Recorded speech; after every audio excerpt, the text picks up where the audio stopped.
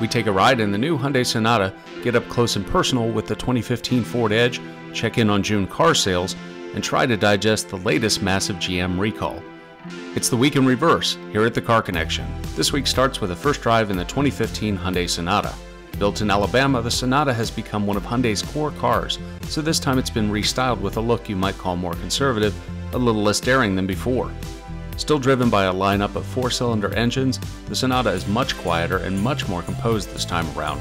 It's lost all the rough edges in noise and ride quality. It's also gained a new Eco Edition with a small turbo engine and a dual-clutch transmission for a 32 mpg EPA combined rating. Also new for 2015 is the Ford Edge. Shown off at a press event in Michigan, the new Edge wears a smart new look that was sketched out in concept form for auto show crowds late last year. The look upgrades the Edge's SUV silhouette into premium territory, and inside the Edge gets some of its buttons and knobs back, ones it had ditched in favor of the controversial My Ford Touch system. The new Edge offers a standard Turbo 4 and automatic, a Turbo V6, or a normally aspirated V6, all with an automatic transmission and an option for all-wheel drive. The new Edge goes on sale next year. Stay tuned for a first drive. This week we filled you in on new car sales in the month of June. The heated pace kept up, and most automakers posted big gains. Chrysler, Toyota, and Nissan sales rose, and so did GM's despite a record number of recalls. Ford and VW sales fell.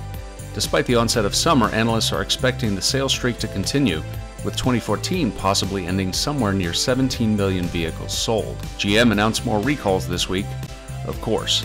Some 8.2 million vehicles were added to the ignition switch recalls announced earlier this year by the company. They include the Chevy Impala and Cruze, and Pontiac and Oldsmobile cars long since out of production. Finally, this week we took a first look at two new operating systems coming to your car's dashboard: Apple CarPlay and Google Android Auto.